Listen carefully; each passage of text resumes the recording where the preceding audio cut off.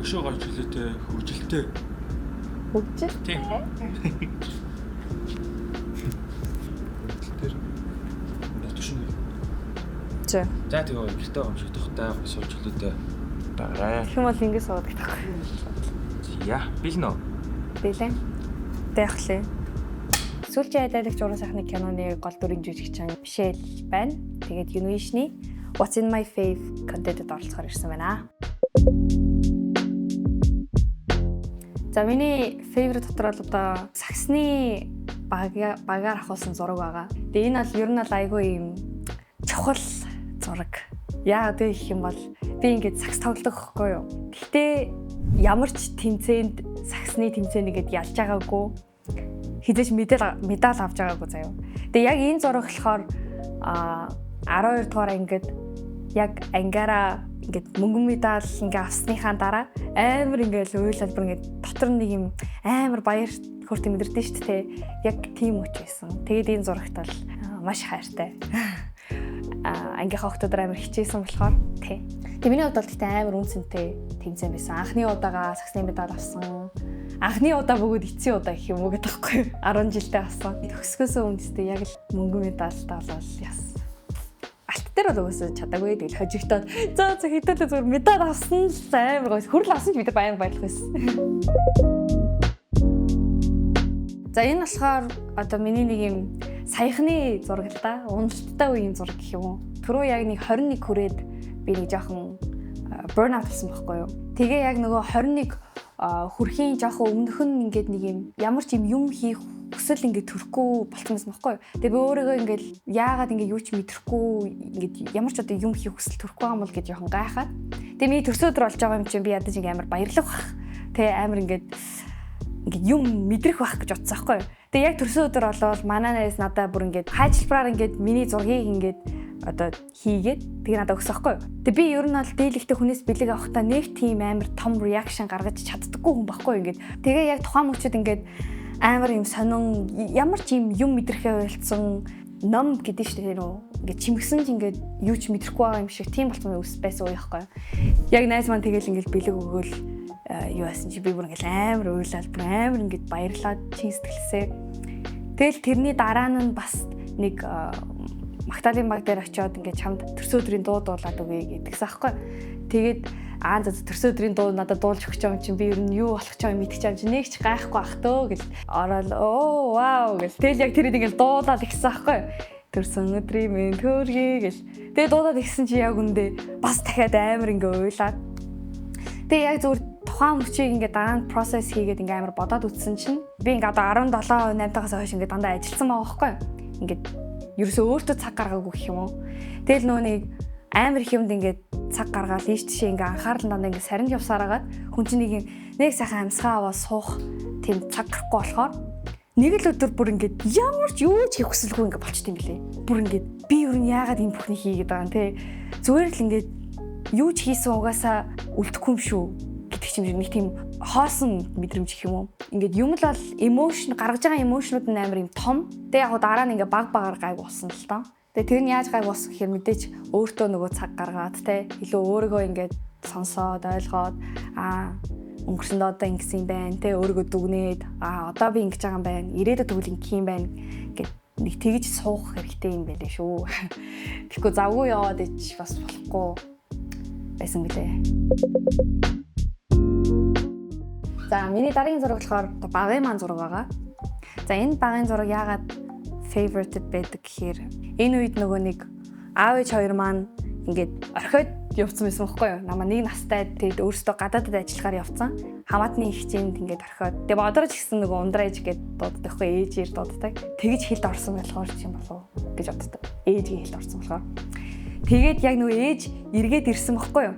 Нөгөө охинтойгоо уулзгаад тэгсэн чинь ингээд танихгүй би яг тэр бичлэгийг ингээд үзсэн бохгүй юу.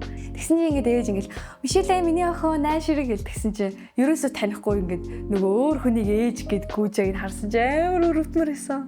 Тэгээд энэ үед бас нөгөө аав ээж хоёр байхгүй исэн болохоор нөгөө хүн болгонтэй амар юм цаанаасаа юм сайхан ханддаг.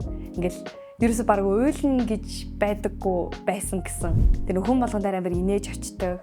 Тэгээ яг энэ үед ингээ ээж ирсэн байгаа. үеийн зураг ээж таамд авсан. Тийм болохоор амар нандин санагддаг юм уу? Тэ. За дараагийн зураг болохоор одоо энэ сүлжээ ажиллаалагч киноны үеэр найзууд ингээд эргэж ирсэн байхгүй юу. Тэгээ яа надад бас ингээд амар фейв ингээд дуртай гэхээр нөгөө нэг энэ яг хүнд сцены өмнөх үе байхгүй юу. Би ингээд амар өглөөнөөс хойш ингээд сандарч байгаа штэ. За ингээд өчигдрөөс нь хойш надад ингээд захиахгүй за маргааш нөгөө хэцүү сцен чи авъя штэ гэл. Йоо за яана гэл нөгөө нэг сценд ингээд амар санаа зовол байжсэн чи яг тэр сцен ингээ авахын өмнө бид ингээ хоолоо иддэг байхгүй. Тэгэл ерөнхийн ингээ хоолоо идэл тэнцээ ингээ бусад хүмүүс бол ингээ амар тайван багадаа штэ кино группийнхан. Миний дотроо л бүр амар сандралтай байсан ингээ. Яаж өөлөх вэ гэж. Яг тэгээ байж хахад ингээ манай эд ингээ орж ирээд намайг нөгөө жагаатаар хараад хүрээд ирсэн. Тэгээ надад амар гинтийн байсан байхгүй. Над руу уцтаа ч юм уу бид очиж гин гэж юусэн нөгөө хэлээгүй. Шууд ингээ хүрээд ирсэн. Тэгэл би хараад хүй та ч юу хийж явж байгаа гэж тэгсэн чинь бид харин чамайг дэмжих гээд ирлээ гэж тэгсэн аахгүй. Тэгэл хөөх ямар гоё ингээл. Тэгэл тэрийд ингээд эргэлтээр ирж байгаа болохоор манай кино группийнх нь ингээл чихэр жимс уух юмнууд авчирж өгөөд. Гэхдээ хамгийн нөгөө гоё хийж гисэн зүйл нь гэвэл нөгөө урмын үг өгөөд те. Надад ингээ бас залбирч гисэн байхгүй тэрийд за мишэлээ те чи чаднаа миний найзаа. Тэгээд тэрнээс хойш ингээ сандрал хамаагүй ингээ дарагдаад. Тэгээд тэр сценийг амжилттай авсан гэж бодож байна. Тэгээд тэр ирж байгаа яг тэр хүнд сцений өмнө найзууд ирж ингэж дэмжиж байгаа тэр яг нөө тайминг гэн амар таарсан гэх юм уу. Тийм болохоор амар хайртай зураг. За ингээ сайн миний дуртай зургнуудад танилцлаа. Одоо миний дуртай кинонуудад танилцъя. Ер нь бол энэ кинонуудыг би үзээд бол хизээч уйдахааргүй кинонууд. За хамгийн ихэнд бол ноутбук байгаа. Яг тэр хайрын киног машин дээзэгт ингээ үзүүлж чадсан юм шиг санагддаг. Тэгээ яаж яах нөө яг амар тинейжер тэ яг нэг юм амар юм дурлж үзмээр насан дээр үзчихсэн болохоор амар орж исэн гэх юм уу. Би яг анх ноутбукийг Pinterest-ээс нэг юм зам дээр хөвтөж байгаа хэсгийг хараад энэ ямар кино юм бол гэж бодоод үзэхээр шийдэжсэн байхгүй. Тэгээд дараагийн дуртай кино болохоор The Little Rascals гэдэг кино. Энийг бол гэхдээ нэг хүмүүс сайн мэддэг юм байлээ. Яг гэхдээ үзэх юм бол амар хөөрхөн кино заяа бүр 11-12 тад үзчихсэн юм болов. Яг үзээд дуусангууд та хэдэд ямар хөөрхөн кино вэ гэж санагдана. Бараг бүх жүжигчд нь ийм жоох хөвгтөд тоглосон байхгүй юу. Тэгээд хамгийн нөгөө алдартай сцен завин дээр нөгөө дуулж идэв штэ. You are so beautiful to me гэдэг. Тэр кино чинь шүү дээ. Тэгээд яг тэр энийг үзэж дуусны араас би бүр нөө яаж behind the scene энэ хүүхдүүдийг одоо яаж дээж жүжиглүүлсэн бол тэр мөр амар сонирхолтой санагдаад бүр хэсэг жоохон додчихсэн л тоо. За тэгээд дараагийн кино болохоор La La Land байгаа. Эхлээд үзэхэд ямар их дуутай юм бэ гэдэг амар ямар тэнэг кино гэж бодож ирсэн байхгүй юу. Тэгээд яг дараа нь ингээд үзсэн чинь вау энэ чинь ингээд тэ амар юм үзэгсэлэнтэй плануудтай юм биш үү гэж харж ирсэн байхгүй. Яг ингээд нөгөө La La Land-ийн өнгөний нөгөө хувь байдсан шүү дээ. 60% нь тийм үг, 30% нь тийм үг, 10% нь тийм үг гэх. Яг нэг том болчоод тэднийг ингээ харангаа үзсэн чи бүр вау яаж энийг ингээ бодож олсон юм бол гэж ингээ бодмоор гэх юм уу. Зохиол нь ч гэсэн амар гоё. Дуунууд нь ч гэсэн дараа нь сонсоход бүр юм all time favorite musical байхаар байгаа байхгүй юу. Угаасаа. Тэгээ угаасаа жүжигчт нь бас эрэгтэй жүжигч нь ноутбук дээр тоглосон жүжигч нь штэ. За тэгээ дөрөв дахь кино болохоор Pursuit of Happiness. Юу л төө тий. Би яг нөгөө нэг кинон дээр ингээл нэг зориг хөөх ёстой гэдэг яг тэр киноноос л ойлгож ирсэн байхгүй юу. Ингээ зүгээр л ажилтаа болох тий. Бидний амьдралын нэг ингээл ажил гэдэг чинь нэг юм амьдралын зүгээр л нэг хэсэг баа штэ тий. Тэнгүүд яг Pursuit of Happiness дээр ингээд ажилтай яг болох нь бүр ингээд туйлын зориг байхгүй. Тэрнийг бүр ингээ амар гоё наан ингээл маш их зовоогоол те эцтэй тэгэж ажилтаа болж байгааг ин амар гоёор үзүүлж байгаа юм бүр амар гоё исэн. Өөр хидж үзсэн уйтахгүй. Ажилтаа болж байгааг ин хараад хүн үзэж одоо уйлна гэдэг бол ер нь хэр оргийн хүн ойлгохгүй халтаа зүгээр нэг энгийн кино байсан бол гэтээ тэр найруулагч хийц гэл ингээл бүх юм нь маш гоё исэн болохоор маш гоё кино. Тэгээд дараагийн кино болохоор Catch Me If You Can гэдэг Leonardo DiCaprio-гийн тоглосон. Энийг би жоохон бахтаа нэг үзчихсэн байхгүй юу. Тэгээ би юу болоод ингээ ойлгодгүй байсан ингээл худлаа яриад яваад ингээл тэнгүүд юу вэ ингэж болохгүй зүтэй гэдэг өнцгөөс хүүхдийн юунаас харж байгаахгүй. Тэгээ дараа нь ингээ бас том болчиход үтсэн чинь ёо ямар зөвүүн кино вэ гэж бодож байгаахгүй юу. За тэгээ дараагийн кино нь болохоор Cruella гэдэг кино байгаа.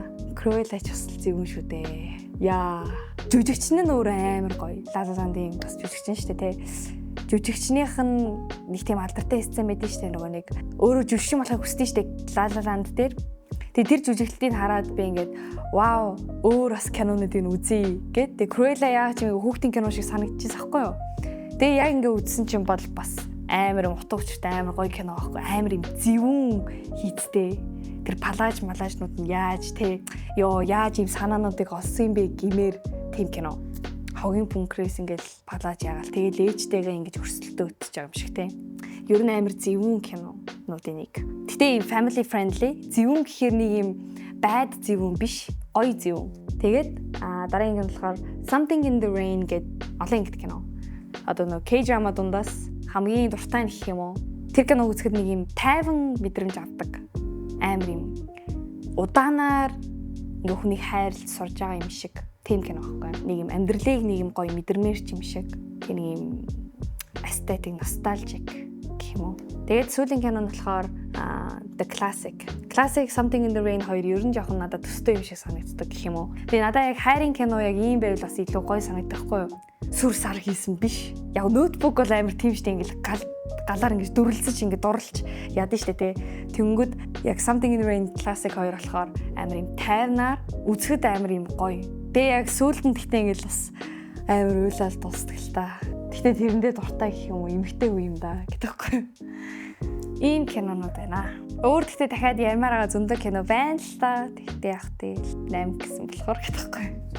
За ингээ миний дуртай зургнууд болон дуртай кинонуудыг сонсож хамт аялсанд баярлалаа. За тэгээд миний тоглосон сүүлчийн аяллагч уран сайхны киног та заавал үзээрэй. Баяртай. За баяр. За.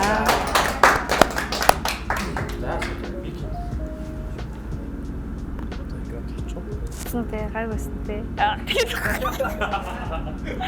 Гэтэ яг өөрөө нөгөө ярьж байгаа юм. Одоо би яг яриас ууштай. Тэнгүүд би ч гэсэн ойлгочтой ярьж өгч юм да гэж яг бодсон зөв. Тэнгүүд дараа нь өөрөө үзэх юм. Юу яриад байгаа вэ гэж бодсон шүү. Явж явж.